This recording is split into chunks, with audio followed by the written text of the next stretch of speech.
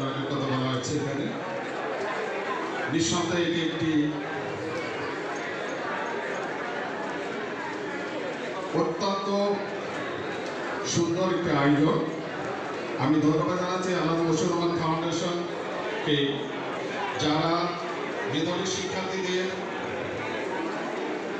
অনুপ্রেরণা দানের জন্য এই অনুষ্ঠানের আয়োজন প্রতি বছর করে থাকেন। আমরা আসলে শিক্ষা পরিবারের একজন সদস্য হিসাবে আমরা গর্ব করছি এই ধরনের অনুষ্ঠানে। কেননা আসলে অনুপ্রেরণা যদি না থাকে তাহলে মেধার বিকাশ ঘটা খুবই কঠিন।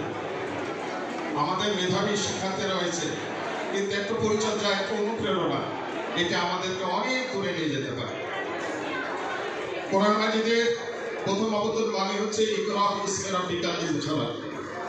কোরআন মাজিদ অবতরণ হয়েছে পড়ার কথা বলে, যে পড়ো তোমার প্রভুর নামে যিনি সৃষ্টি করেছেন। তোমার সৃষ্টি করছি যে যে ধর্মের মধ্যে আমরা হয়ে না থাকি কেন, আমাদের একটা স্রষ্টা আছে, তার নামে আমাদের অধ্যয়ন করতে হবে। রাসূল আকরাম সাল্লাল্লাহু আলাইহি ওয়াসাল্লাম বলেছেন, তালেবুল ইলমি ফারিজাতুন আলা কুল্লি মুসলিমিন।